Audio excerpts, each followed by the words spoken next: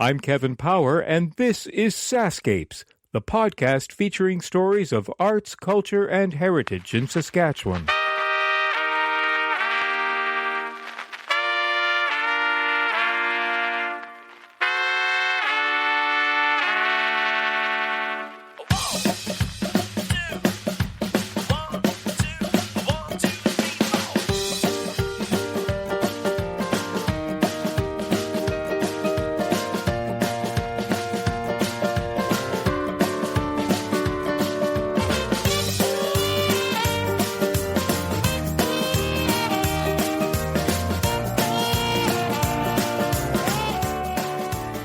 This episode of SaskScapes is sponsored by the Saskatchewan German Council. The SGC is a provincial nonprofit umbrella organization to nearly 40 member groups representing all people of German-speaking backgrounds. By engaging people of all ages to become active and involved partners in a vibrant multicultural community, the SGC is committed to the preservation and promotion of the German language, traditions, and culture for all people of Saskatchewan. You'll find the link to their website in the show notes. This is the fourth in a series of special SaskScapes podcast presents, entitled German Culture Alive, all sponsored by the SGC. You can hear all of the other episodes in this series by downloading them for free from every major podcast app of your choice, or just simply Google SaskScapes. Trust me, you'll have no problem finding us. The saying is, it ain't over till it's over, so do me a favor. Keep the podcast running all the way to the end and then some. I want you to hear some support ads from people that help keep SaskScapes alive. And I want to introduce you to my new favorite Canadian-made company that I have fallen in love with. So thanks for keeping the episode rolling. Okay, so here's the question. What kind of traveler are you? You know, there's the armchair traveler who enjoys reading about or watching travel destinations and adventures from the comfort of their sofa. And then there are some who prefer to explore the wonders of Saskatchewan or travel Canada coast to coast to coast.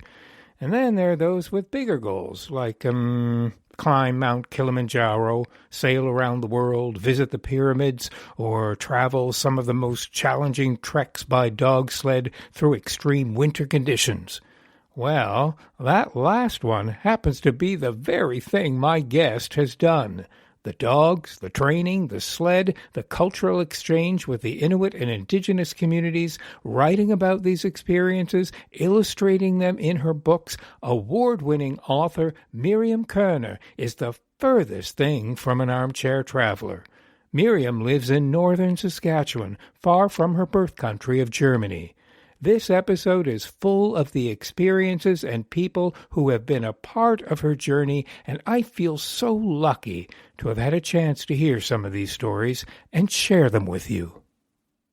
Miriam Körner, thank you very much for joining me on my podcast series. It's so good to be speaking with you again. We spoke last week. Thank you very much for having me.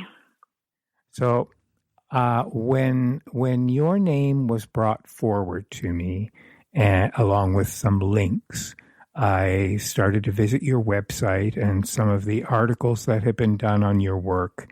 And there's a lot of information online about you, and I'll make sure to include those links in the show notes for the podcast.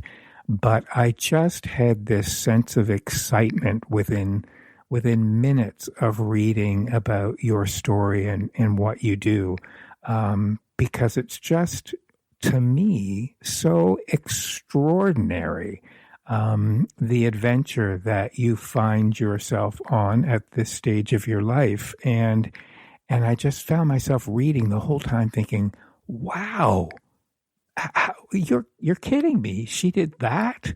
And so, you know, it really is quite remarkable. So I want to explore a little bit of your story with you.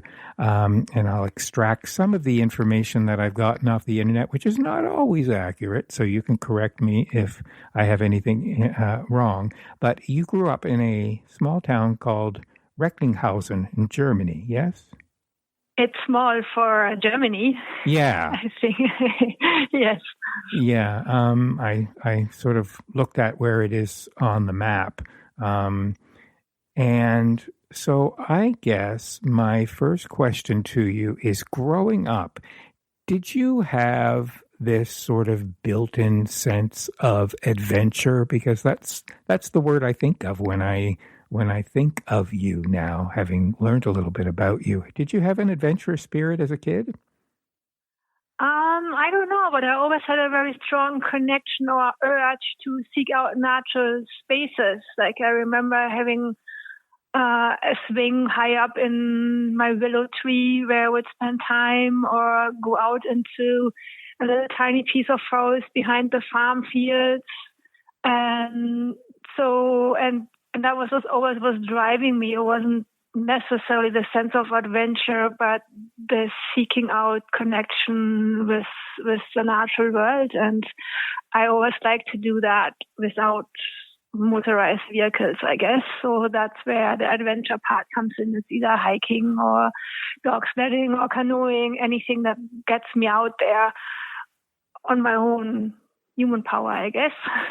Yeah. Did you enjoy your time doing that alone or with people? Was this experience, being in nature, very much one of solitude for you? I didn't necessarily was seeking out to go alone. It just happened quite often to be so because, especially as a teenager, interests were different for most kids. So, when I said I wanted to go out right after high school, I didn't want to go visit the big cities in Europe. I just wanted to go hiking in the Scottish Highlands.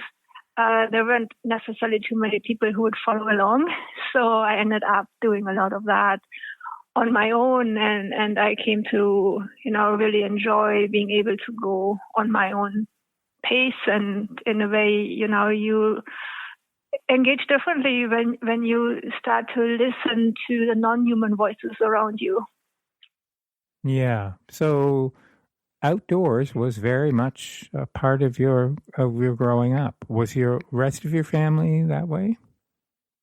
Yeah, a little bit, a different way. So my dad, he liked to go sailing. He would take us on big sailing trips, but I was never been really a fan of oceans. I would get seasick, so that wasn't really my engagement. And we had like a club caravan. I don't even know what the English word is for that. It's like a little trailer, it's about camping. We would seek out, places for holidays, but not on the hiking or trekking the way I've been doing it. And so you grew up living this wonderful lifestyle of spending a lot of time outdoors. And so I want to find out how someone like you, who wound up doing a master's degree in clinical psychology in Germany, finds themselves in northern Saskatchewan on the most remarkable life ride. How did that happen? So how did clinical psychology come into play for you? Actually, that comes back to writing. I think when I was in high school, we would always have those novel studies, and I loved talking about the characters and what motivated them and what made them tick, and why did they do the things they did. So I thought psychology was a really good thing for me to study. But later on, I learned that it wasn't the psychology part I was interested in. I was actually interested in novels. And that's kind of when I switched from being a psychologist to being a writer. How I ended up here was, so after I studied psychology, I'd always had that dream to travel without any time restrictions. Before that, I would squeeze in a holiday, go trekking in Iceland or something like that on my own in between holidays at university. But I always really wanted to go and travel around the world without any time restriction. So I basically, packed up my backpack and traveled with the Wochenend ticket. It's like a train ticket. You can go anywhere you want on the weekends. to northern Germany, and I boarded a ferry, got up into Latvia, Estonia, and those countries, and then eventually I made my way to Russia, took the Trans-Siberian Railway, and made my way across Russia. And then it was coming close to winter time, and I was looking for a place to stay, and I'd always had that dream of running sled dogs.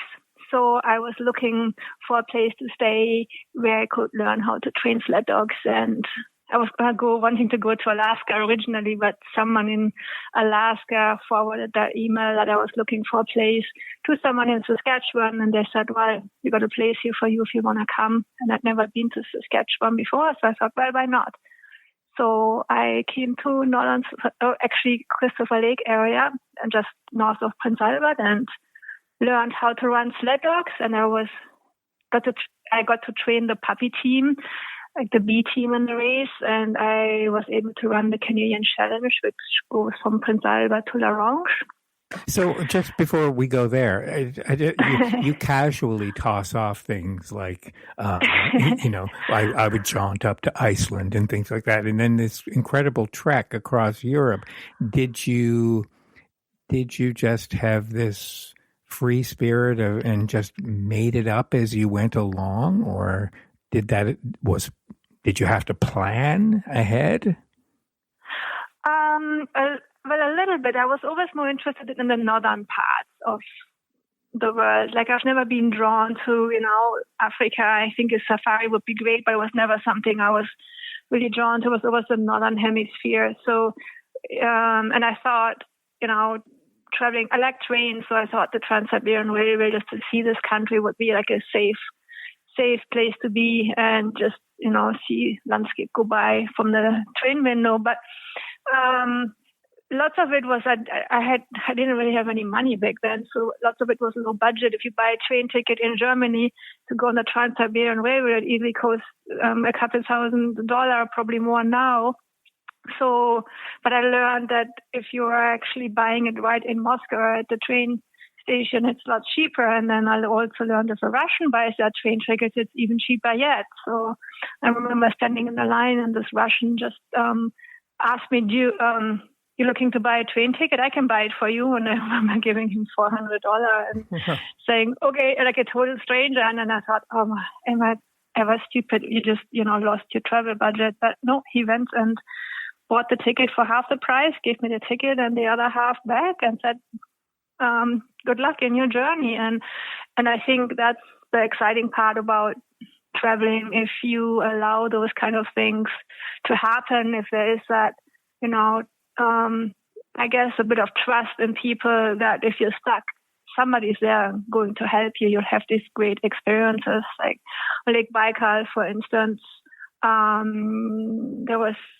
I was in Irkutsk, and from Irkutsk, people go to Lake Baikal to vacation, and so I was on a ferry to get to that well-known vacation spot.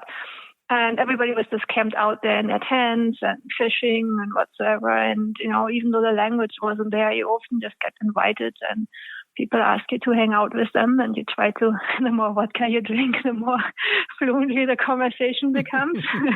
Yeah, that happens that way. So, yeah, and then somebody said, have you been there? Have you seen this spot? And you discover all these places that are not in your travel guide. And yeah, I remember we wanted to hike, and I was there with a friend at that time, and we wanted to hike along a national park on Lake Baikal, but we would have to arrange this in advance, so they wouldn't let us go through the park entrance. And at that time, there was I think it was a Danish cruise ship landed, and the tour guide realized we were stuck. So he offered us a spot on his cruise ship, and then he kind of looked at us in our dirty hiking clothes and said, well, I don't think you should be dining here in a dining room table with, all the other guests. And so he put us up a table on the deck outside in the sunshine, brought us food, a bottle of wine, and, eventually joined us for a conversation. And we just remember feeling like kings. We were on this cruise ship for free. Yeah. Better yet, we were outside on our own little table, We didn't have to, sit inside with all the other guests. And and it just always has been to me like that. If you are stuck somewhere, there's always a solution, and that's nothing you can really plan ahead. It just comes when you're in that situation. Not every personality type that can do that can sort of make it up as they go along and leave themselves open to experiences like that. It takes a very certain personality type, I think, to be adventurous. Is there a German word for, it must be German in origin, Wanderlust? Yeah, that's right. We call it Wanderlust. Wanderlust, I figured that's what it would be. Yeah, that's what I think of when I think of your spirit. It's just it does have that sense of being open to the experience. And please tell me at least that you flew to Canada and that you didn't build a raft and go across the ocean.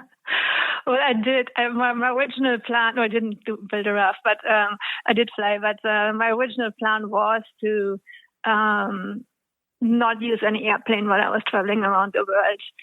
But I remember standing in Vladivostok in the big harbor and, trying to get onto a freight ship that would go to Alaska. And I did chicken out after all, not being able to speak the language. I did go to the harbor master and asked if they would give me a spot. And he just looked at me and said, "You're a woman and there's only men on that ship. You don't want to go there."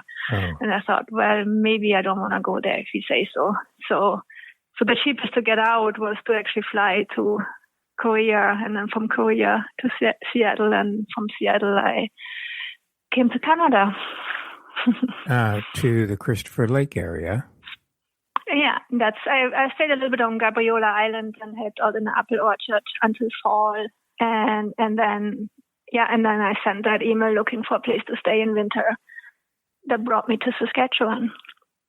Is it true you learned how to use a chainsaw and built a small cabin? Well, that was a little later. So in that time, I stayed in Christopher Lake and trained the dogs. We went up to a race in La Ronge. It was called the Neckbone Race. And on that race, it left from Big Stone Lake and went to Reakvin. I actually lost my dog team. It was a really, really windswept lake. And my snowhook, my dogs came out of the bush and they started running straight down. And the race marshal had told us before, whatever you do, just don't go straight. There's the river, there's open water, and if you hit that, you're going to drown and you die. and I know him a little bit better and his sense of humor now. But at that time, I didn't. And when he said it that way, I just ran out on that lake and I thought, oh my gosh, I'm going to die. So I tried to turn my dogs around, but my snowhook didn't grab, and they took off on me and started running down the lake. And so I hitchhiked a ride with another musher, and we couldn't find my dogs right away. So when I came out on the highway, I told the race marshal I lost my team. I need somebody with a skidoo. And my now husband was standing by the road taking pictures of all the dog teams that were coming out of the bush. And he said, I have a skidoo. So he helped me recover my team, and I invited him to come for a dog sled ride. And I guess the rest is history. I decided to stay a little bit longer in northern Saskatchewan with my now boyfriend. And I bought 2 of the dogs that were in that team. And he said, I have this piece of land in the bush, and it really is just 15 acres in the bush. There was nothing there, no power, no water, nothing. And I got a chainsaw, he said. But I work in the summertime as a airplane engineer, and I don't really have time. But, we can build this little house, which meant that I could build this little house. And I think I was like young and naive enough, I wasn't even scared of the chainsaw. I thought it was just, a really sexy thing to hold the chainsaw like a guitar. Maybe other people hold the guitar and cut my logs. Now I have a little bit more respect for chainsaws, and I let him do all the wood cutting. But when I was about 27 or so, I think, I cut most of the logs and notches out, and we assembled a little tiny place in the bush where we lived for, I think, 1.5 years.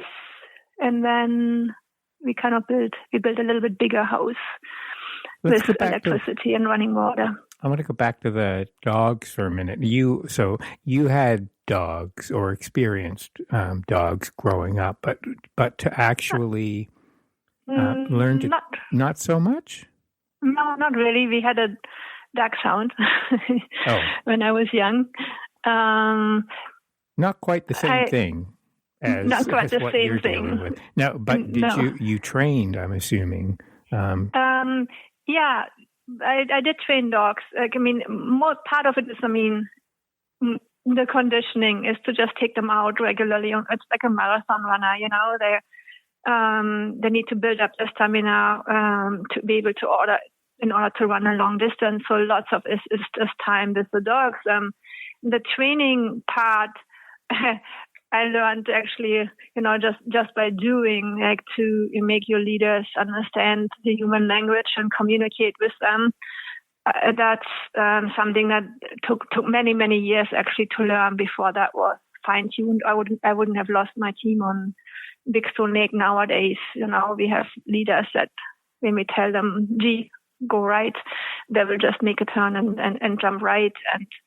And they know what I want. And if they don't understand what I want, they pause and wait until they figure out what I really want from them. So I have a different bond or communication with them now. So that was a little bit tricky. I lost my team a couple of times. I'm also not the very best on balancing on a sleigh, but it's just recognizing, and actually psychology did play in. It was recognizing that every dog has a different personality and every dog is driven by something else. Most of them are just driven by the love of running, just want to go, go, go. But some, I get distracted easily. You have to keep them focused. Some others, they're super shy. They don't do well if you raise your voice. So you have to really watch the whole dogs as a team, and then each one of them what they need at that very moment you're out with them. So that took years to learn. I didn't learn that in my first year. Now, when you're working with these dogs, it's very, very different than a domesticated lap dog, I would assume, that hangs around the house and sleeps at your feet. Yes and no. Our dogs like to hang out in our house too and sleep at my feet. So it is the way really you learn to communicate with them. And if you have an active dog you take outside and they listen to you well, then there's some similarities. But in general, I think working dogs, you spend way, way more time with them and you cannot rely on them. So with working dogs, you really, really need to build that deep, deep trust, and they need to trust you.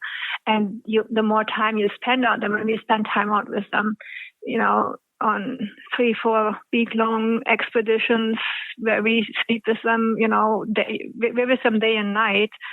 And we watch them day and night, and we learn how they are when they get tired. We know how they are when they need a break. We know when they're overwhelmed, when they're stressed, when they're really enjoying it, and when they're having fun. We know all those.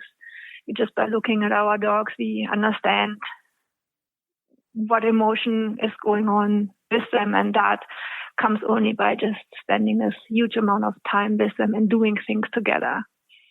When you lose your dogs, when you're out on the sled and you lose your dogs, how do you retrieve them?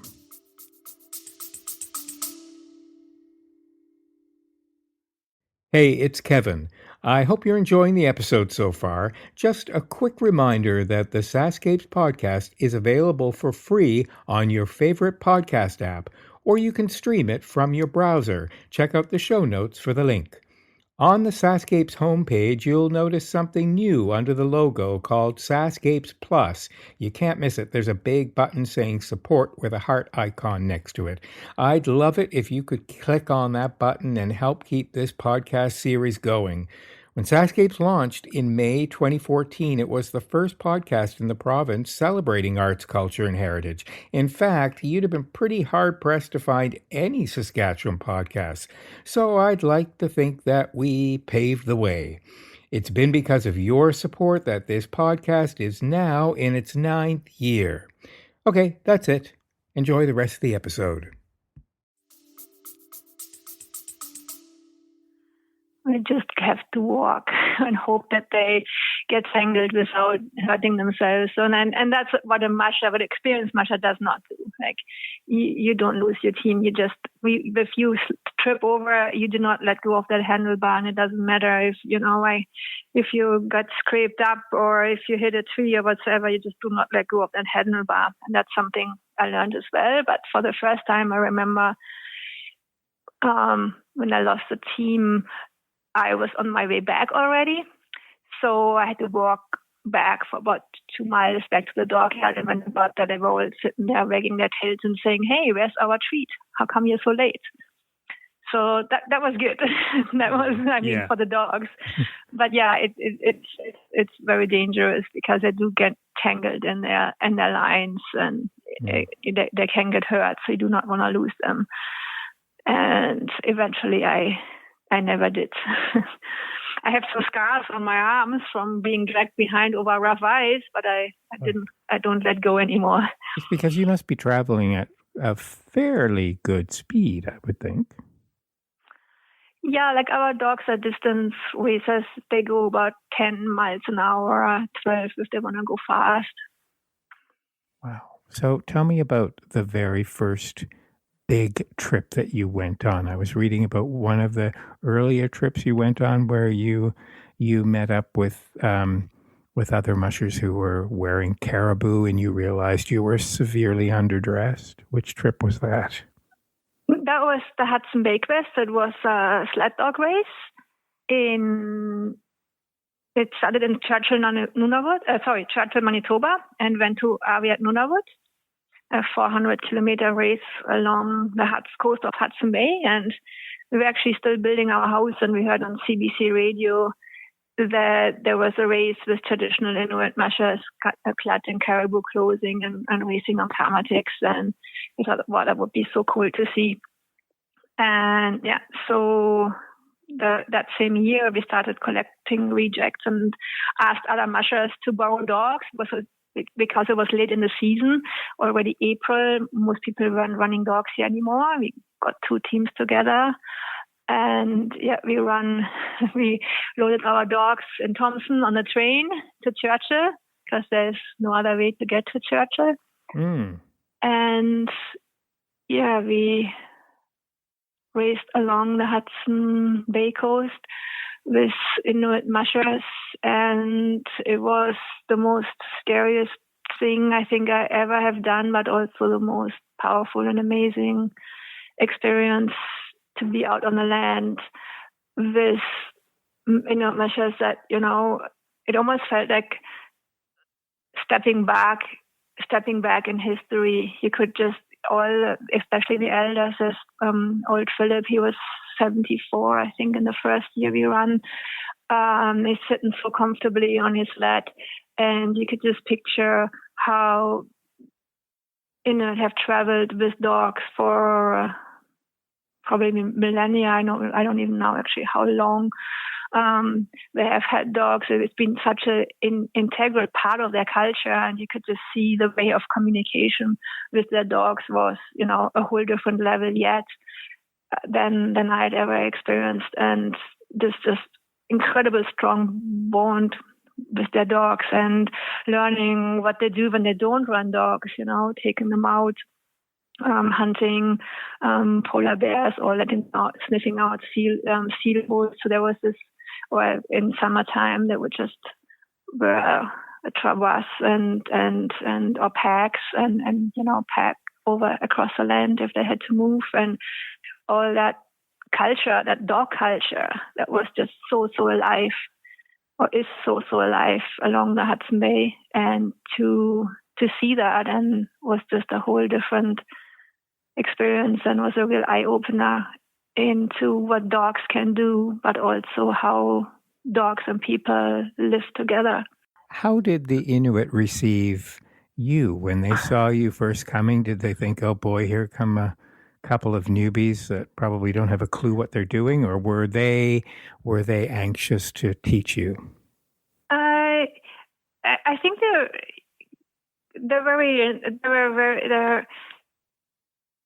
how should I put it?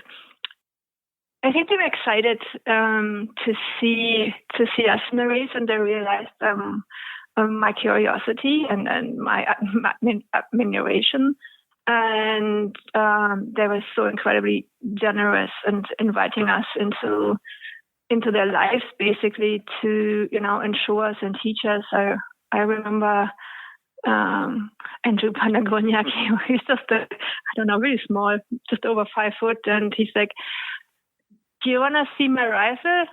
And I said, "Sure." And then he pulls out his harpoon and he holds it up, above him, and he says, "This is what I'll do when I see a polar bear. He'll stand up, and when he falls down on me, I'll just stand there and he will impale himself," he said. I don't know if he was teasing me because he probably knew I was scared of polar bears. Yeah. That's nothing I wanted to meet along the way. But no, but I mean, David Uliak, he had all this super nice clothing that his wife made him, She said, "Well, my husband is a good hunter. He deserves good clothing," and he had this fine sealskin comics, and the sealskin was made out of different patches so made a pattern out of different colors, like this really beautiful art in their clothing, and all his harnesses were made out of sealskin. So I think they were really happy to share that knowledge that has been passed on from generation to generation, and it's also like a sharing. I mean, they came and checked out my gear too, right? It's something new for them, and I think this is all what it's about. It's always about learning from each other and sharing stories on the trail, and we have made very, very good friends that time. And I mean, the first race, not so much. The first race, we got caught in the blizzard right at the beginning, and all the inner teams, they were long gone before we had even hunkered down and set out that storm. And I remember coming to the finish line, the first word was said, "Never, never, ever again." Yeah. That was just so scary. But, it didn't take a week or so until we were finally back home that we thought, we haven't really traveled with the Inuit measures. That's what we came for. And what was the most amazing thing in that race is to run through the Kaminoya caribou herd. There was like thousands and thousands of caribou crossing our trail. And talking about safari in Africa, I think, that's unrivaled, is to see the migration of the barren ground caribou up north to their calving grounds. And there's just that incredible, powerful land. And when I knew that we were only seeing very, very little of it because we didn't know how to look. And so we did want to go back, and we did 3 more times. And this time my husband and I took turns racing. And it was interesting too, because the women that were coming and, watching the race, they were really cheering me on and, saying, you're the only woman to run this race. You're going to have to finish for all of us. Really? And, and I remember coming, and when the year I was running alone, it was like, I don't know, minus 54 or something with the wind chill, and my hands were so painful, and I couldn't even properly tie my gear on a sleigh after, couldn't put my tent down after sleeping a night outside, and I was just, my dogs wouldn't want to run over flood lakes. It was really super slippery and icy that year. And I remember standing at the checkpoint, and Simona Baker, she just looked at me. You can't quit. You have to finish. And Peter Mamgab came to me and he said, well, if you finish, I'll give you my mitts. And he holds up this beautiful sealskin mitts. And so I said, okay. So I did finish. I did pack up and go on. And there was, when the Arbeit banquet was all quiet, and I was banging the tables, and I was just standing there crying. And even like go to the streets, all a woman would come and shake my hand and talking in the TikTok with me. I think it was, I think I made somewhat an impression. And as I mentioned, we made lots of friends there, and that eventually to writing Kakavi, the novel, kind of is based on the experiences I had in these races and the experiences of learning about the land and learning about dog culture in the Arctic. I have Kakavi sitting in front of me, actually, and we will get to your writing soon. Okay, so you were, that's remarkable that you were the only woman at that time. Are more women doing this now?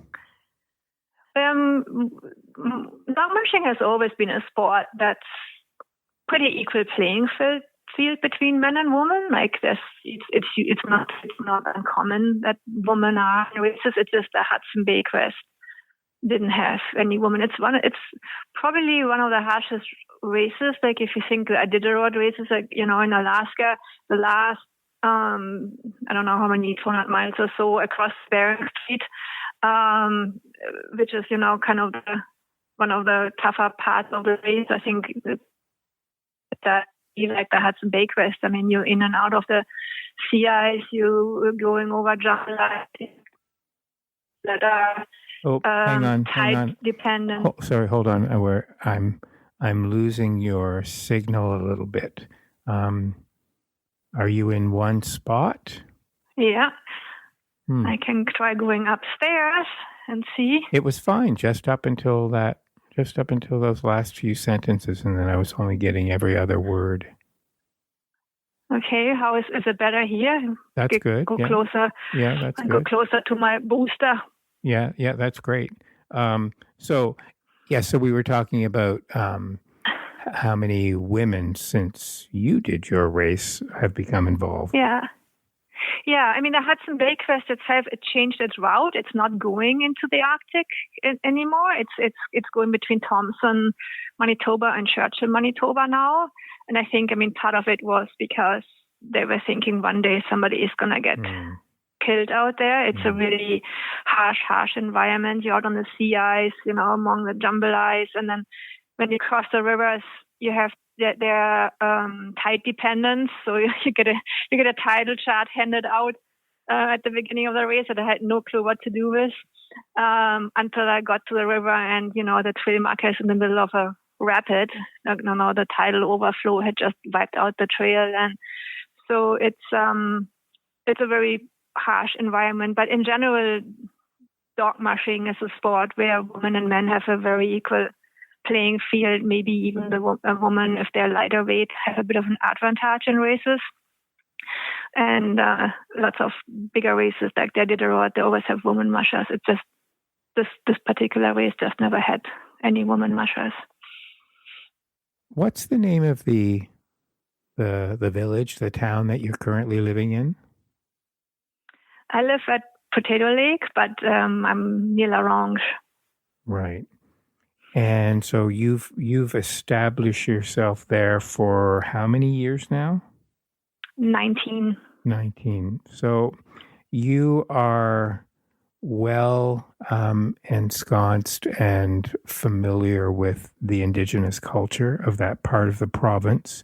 What strikes me when I was reading your story is how someone from as so far away from Germany, integrates into that kind of culture, that and how you receive it and how they receive you. And just before you answer that, I just want to make reference to an article I was reading that you did with the Quill Inquirer, and I just want to just going to read a little quote here because I think it really sets up some interesting places to go with that conversation. And you said, as non-Indigenous writers, we have gotten it wrong so many times. We can't afford to keep getting it wrong. At the same time, we cannot tell our stories out of fear of getting it wrong, because that is, I think, even worse.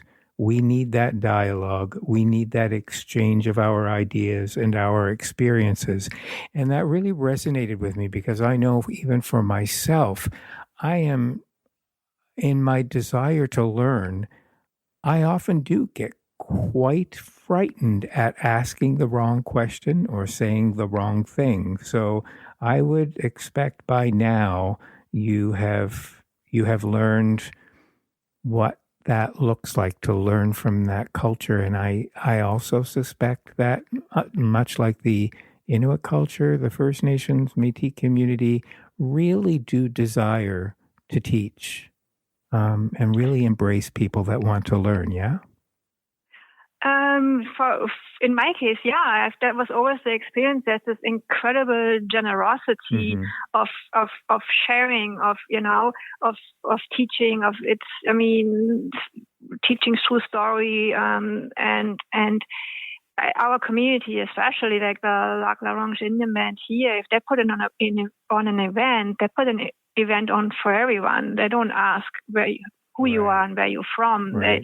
They have a culture camp on the urban rest, and they have moose meat and fish fry and for the whole community. And you just stand in line and get your plate, and then you sit down at a table and joke around with whoever happens to be sitting next to you. And I think that's how I was treated since ever I got here. I mean, people sometimes say, "Oh, you got an accent. Where are you from?"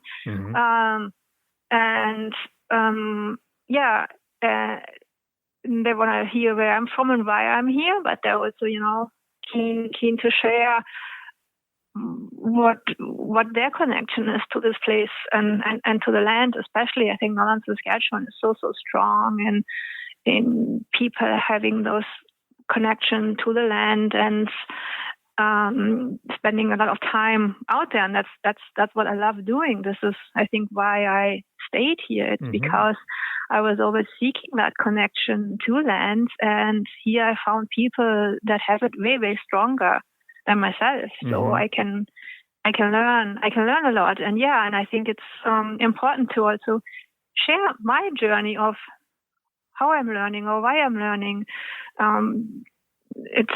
Being up here has changed so drastically the way I see the world that I feel it's a journey worth sharing. And I'm not, trying to talk about Indigenous culture, but I want to talk about my experience that Indigenous culture has on me and how that made me the person that I am today. And I think that's what needs to happen Canada-wide. Canada at its core is an Indigenous country. So we really have to understand what it means to be an Indigenous person and to live and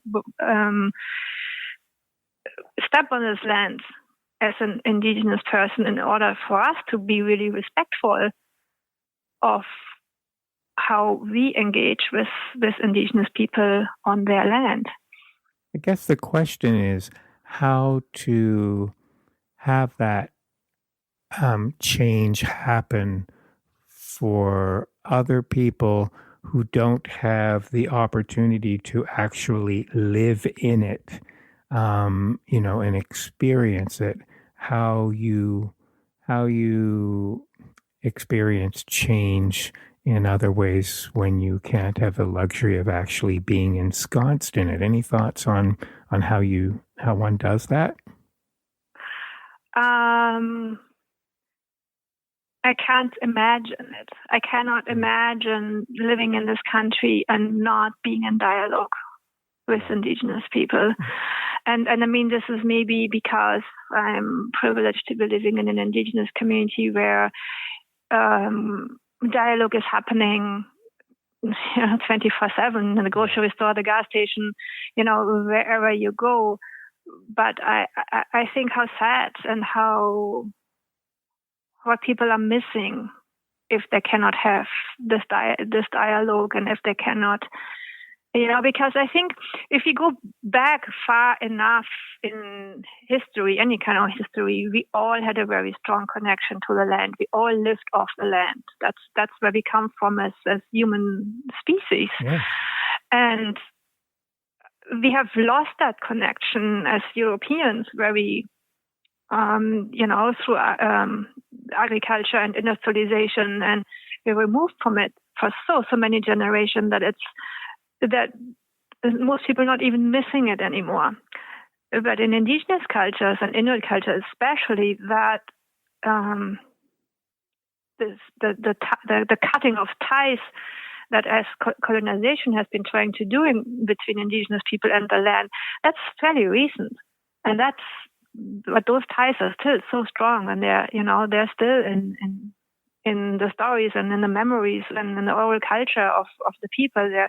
It's so it's so tangible to go back, and I think that's a gift that people maybe are starting to realize now, that especially looking at climate change and the climate crisis, we hear more and more that how important it is to protect the land, to protect the forest, talking about carbon emissions, and where are the protected spaces in Canada? They're all most of them are all in northern indigenous communities, and indigenous people are standing up very, very strong for our obligation to protect this land. And I think that only comes from spending time on the land and being there and letting the land talk to you. So I don't know how you can come to that understanding if you don't do those two things. It's spending time on the land and spending time in dialogue with indigenous people who have a different understanding of land than most Europeans. Well, I think that's the power of storytelling, isn't it? I mean, if you cannot be there, the next best thing is to open yourself up to opportunities to listen to the stories. And the indigenous culture values storytelling and the passing on of knowledge so much. And I guess we as non-indigenous people have to take the opportunity to experience that as much as we can just by listening to the stories. Yeah, and I think that's kind of a story that I'm telling through my novel, and people won't be able to experience what I'm experiencing through my novels, but when they read the novels, they might start asking questions, they might start wondering, they might start thinking in a different way, and they might become curious enough to actually make that step and maybe go out and experience it a little bit for themselves. And if that happens, then I've reached what I dream about, when I write, because as a writer, you always want to connect. You want to connect with your audience. You want to connect with your readers, and over the years, I've developed this incredible, I think you can call it love for this land, and also the people that make this land their home. And if I can convey a little bit of that through my writing, and it will make people curious to go out and, as I said, experience this a little bit. And I think I have a unique position in that way. It's the most important literature in Canada, and no doubt is Indigenous literature, and, to read from Indigenous peoples themselves. But I think sometimes people still need a bridge to understand that this is not about us and them, but that actually learning from Indigenous people can also influence who I am and what I am and how I do things. And I like to imagine myself that I'm helping a little bit to bridge that gap. And I think what's really great about your writing is it really is it really is accessible to younger readers as well, which is great. I mean, that's the age you want to start fostering this kind of appreciation for cultures and for land. So you've got a really smart approach to who your audience is.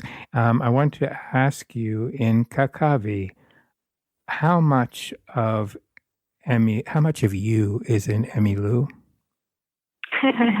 That's I think a lot more than I thought when I was writing it. I wasn't picturing I was writing about myself, but there is this thing in Emmylou, where she's just not feeling quite comfortable in the world. The world kind of doesn't make sense to her, who likes what on Facebook, Emmylou says, and it's just like being in a city culture and having no deep sense of purpose of why am I here, and I think I always had that kind of feeling and wondering. And as Emmylou starts to spend time with Barnabas and his family and the dogs and, starts going out more and more on the land, lots of it's really, really tricky to write. Lots of it doesn't happen through dialogue, but it just happens by Emmylou spending extended time on the land. And Ipili and Barnabas, they're somewhat translators, they kind of help maybe make Emmylou make a little bit of more sense of the experience that she's having.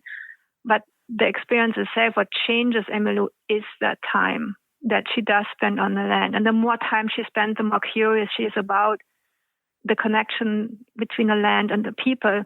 And I think that's something that's always, it's always almost like a feeling of nostalgia. I always ask, what was this life like before Europeans came here, before colonizers came, and what if the people that had come here had adopted the ways of the people they found here instead of trying to assimilate them to our ways? What have we lost? And there's almost this incredible grief that I feel about a world that we have lost. Not just lost, that we have actively destroyed. And I have that longing to go back, and I think it's possible. I mean, it's not possible in the sense that we can ever reach, the same way as pre-colonization, but I think the teachings and the values and of how we step on this earth, we can go back to that, And I think that's something I just dream of, I guess. I'm looking at When the Trees Crackle with Cold and When We Had Dog Sleds. When the Trees Crackle with Cold won the Saskatchewan Book Award, and also the Moonbeam Children's Book Award. What strikes me, the illustrations in these two books are so delightful. Is that your work? Yes, it is. Yeah. It really is just so lovely. There's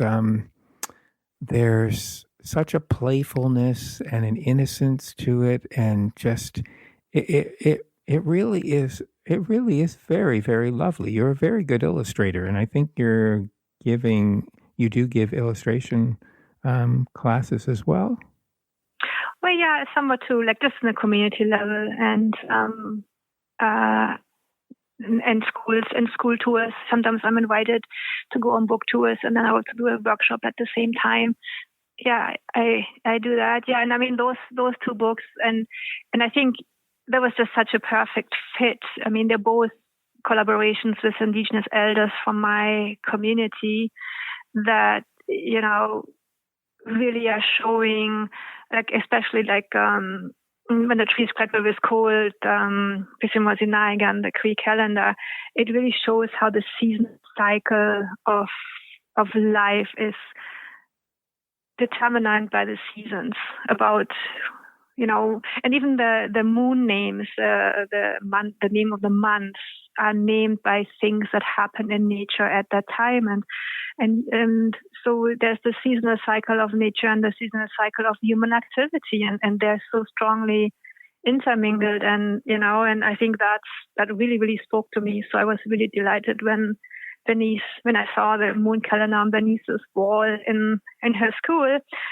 And I thought, wow, that would be making such a nice picture book. And she said, oh, I always wanted to write a picture book. And it was just a perfect fit. And so we do that. We just go for walks, and she tells me stories about, what it was like growing up in La Crosse. And then when it comes to illustration, well, the land hasn't changed. Right. I've seen the land, and I looked at some historic images just to get more of a feel of, what La Crosse or Stanley Mission, or I just have a few different northern communities and they looked like. But the seasonal activities haven't changed. The animals in the land hasn't changed. It was really, a great joy to show that connection that I'm talking about through images without words, because learning happens quite often without words. And now I took those illustrations back to Bernice or other elders, and to ask them if I was representing people right. And I remember Lady Ida Trombley, she was looking at the sketches of, her life on the trapline when she was a young girl, and she started crying, and she said, I'm getting homesick from my cabin looking at your images. And it's been such a gift to work with both of them to, sometimes some things just, you learn something new and you just deep down right away now, yes, this is the truth. This is right. And this happened in both cases. And all they're telling me my stories, their stories, and it just made click. And I think, yes, there's so much truth in understanding human relation, interconnectedness. There's this deep, deep truth, and it just made a shift in myself, and I never saw the North or the people the same again. And these books are, speaking of words, these books are a great opportunity to learn the language, because you make so much use of the translations within the writing, as simple as it is. Mm-hmm.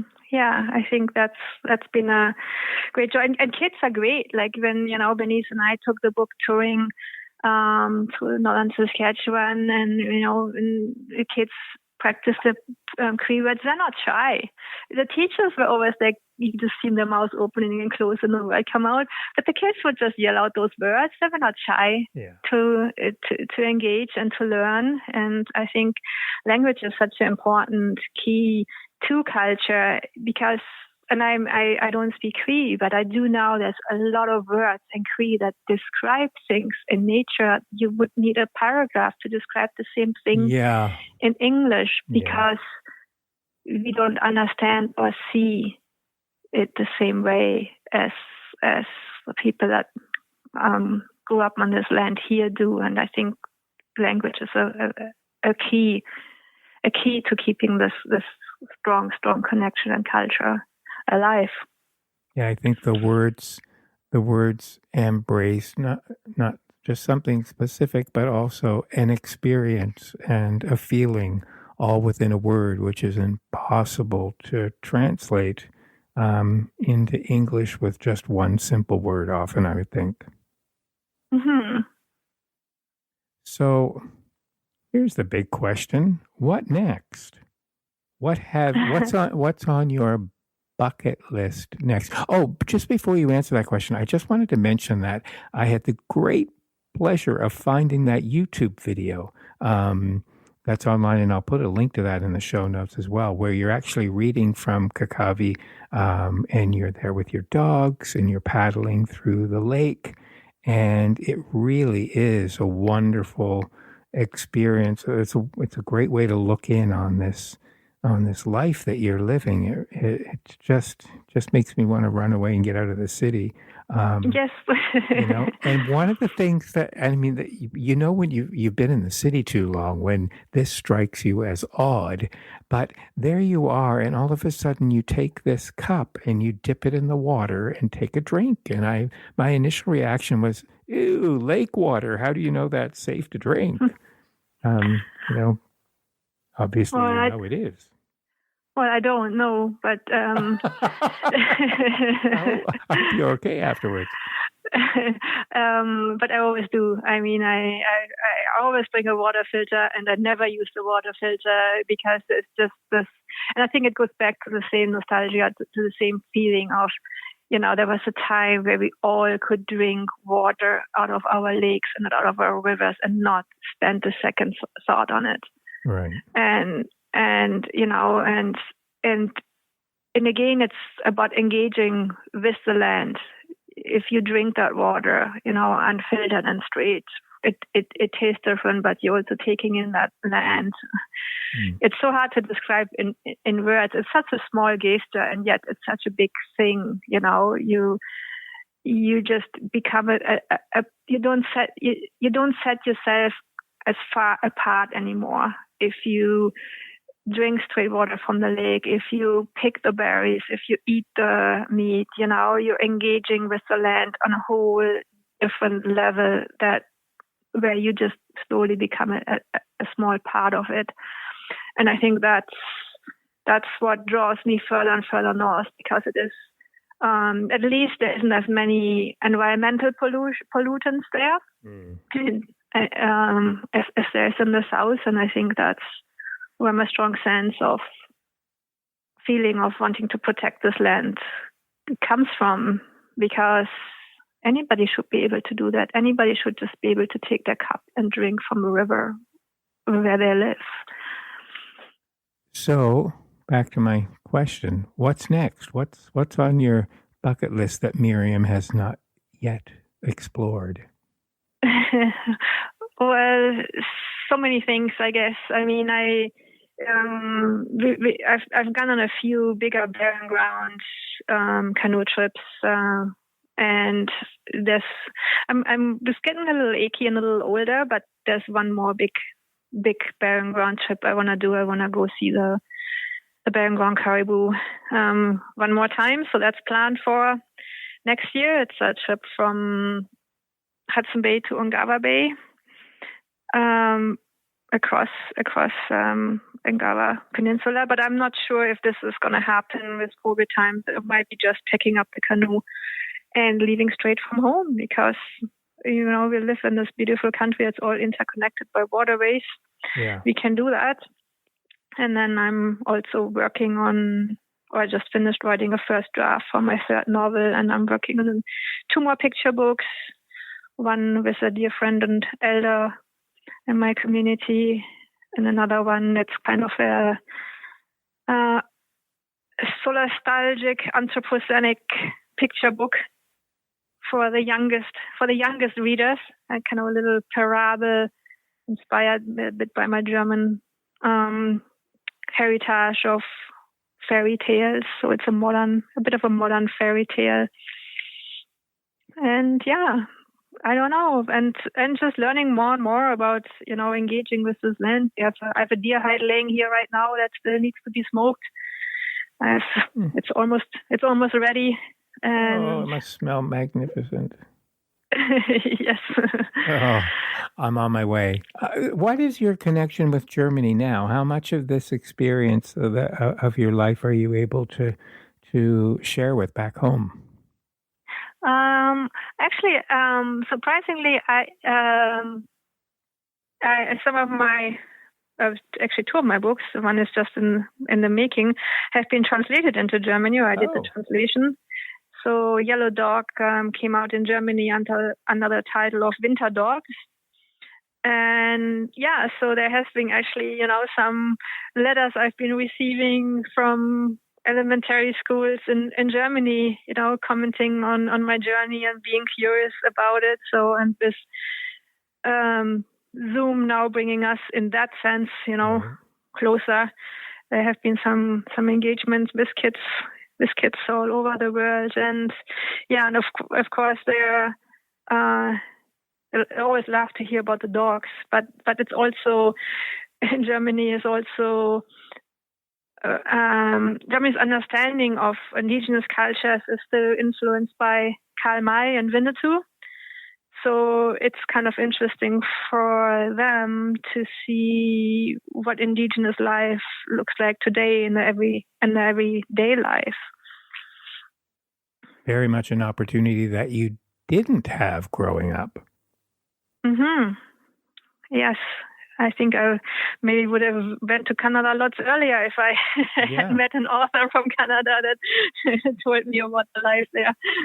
Who knows how many young minds you're influencing with sharing this culture, and you may never know that you may have inspired someone to you may have inspired someone to realize that they too have Wunderlust and set out on adventures like you have.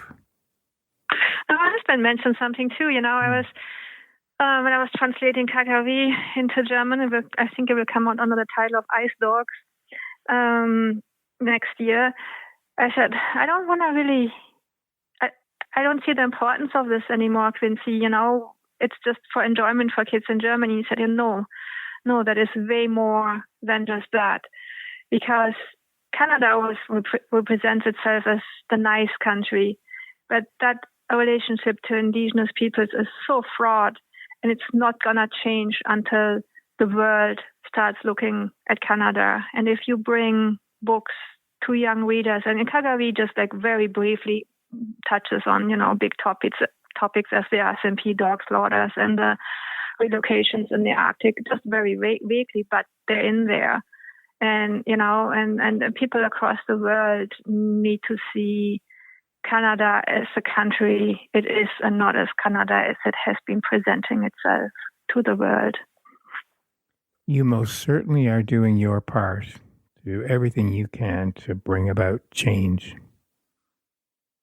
I don't think that there's anything too small that we can do, and what you're doing by having these books translated into German and making them available for young German minds is far from small. I think it's huge, and it's a tremendous gift.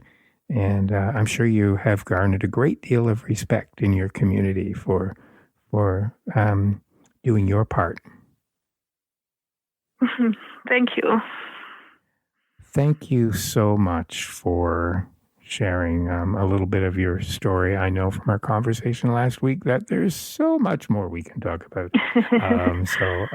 But I think we've covered really what I wanted to, which are really the broad strokes of your life, and it is inspirational. And I hope that people who listen to this episode perhaps reconsider their summer plans, their vacation plans, and experience northern Saskatchewan, and and really be one with the land, rather than just hearing about it, experiencing it. Not everyone can do that, but maybe there's a blessing in these COVID times where we don't have the luxury of traveling the world, that we travel our province. And absolutely, and it doesn't even have to be northern Saskatchewan. There's those wild spaces, in southern Saskatchewan. There's still bits of prairie, native prairies left, and and wetlands that have still escaped human development, and even to just engage with those spaces, I think is a very powerful experience. Thank you so much. What a pleasure it's been to spend this time with you. You're most welcome. Thank you as well. Hey, thanks for listening. Music for SaskScapes is provided by Saskatchewan-born singer-songwriter Jeffrey Straker. SaskScapes can be downloaded from iTunes, Google Play, the SaskScapes app for Android devices, and all of the other major podcasting apps. Stop by and say hi to us on Facebook or follow us on Twitter @SaskScapes. So tell me, what fuels the culture in your community? Who has a story that must be heard? Consider bringing SaskScapes to your part of the province. Email us at saskapes@gmail.com or find us on Facebook. Please share your thoughts on this episode or any of the episodes by writing a review in the iTunes Store or Google Play. Your star ratings help our audience grow. Remember, our stories are our legacy. Now, somewhere around the world for years to come, stories like those found in SaskScapes are being heard. Think about it. We're creating an oral archive so that who we are in this province is never forgotten. I'm Kevin Power. Join me again next time.